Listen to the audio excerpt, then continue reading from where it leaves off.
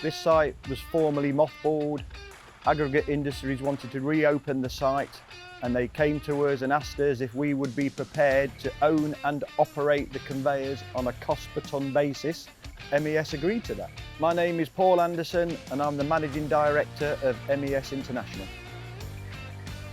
With the belts we used in the past, we had reliability issues with joint failures and wear and tear in a short period of time. Biggest incident we've had before we fitted X3 was a complete joint failure. That was on one of our biggest conveyors, which is about 800 metres long. It tipped about 80% of the material on the top belt to the return, which led to about a day's downtime. And then you have to wait for team to come do the steps.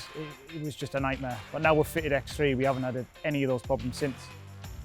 Sometimes when we sell the Dunlop belts, people will say to me, but Paul, if we put a Dunlop belt on and a rock gets stuck in the conveyor belt and rips from end to end, I could have the same problem with a belt from overseas somewhere. What we've found here is we simply don't have that.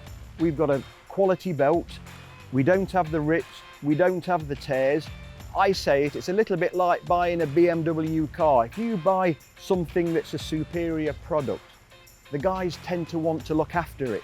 So it's actually, our maintenance has stepped up a little bit because we're looking after a better belt. We're looking after a premium product. We want it to be right. We want it to last. And I can honestly say we have never had one rip, one tear. And as I've said, we've had a few hopper blockages with clay and some big, large boulders. There's not any damage on the belts. No joint failures, nothing. Our production since installing the Dunlop belts is probably up by circa 20 to 30%. So anybody that's talking about the cost, 20% on a day or a week's production here outweighs the price of the belt 10 times over.